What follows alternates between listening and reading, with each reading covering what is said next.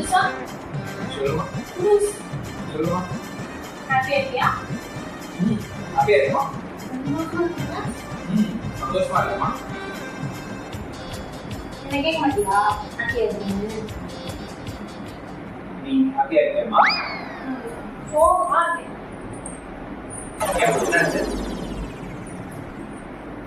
சந்தோஷமா வச்சுட்டு இருக்கேன். அதனால ஹாப்பியா இருக்கேன்.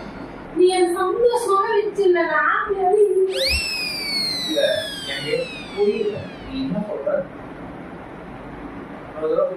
நான் உன்னை சந்தோஷமா வச்சிட்டு இருக்கேன். அதனால நீ ஹாப்பியா இருக்க.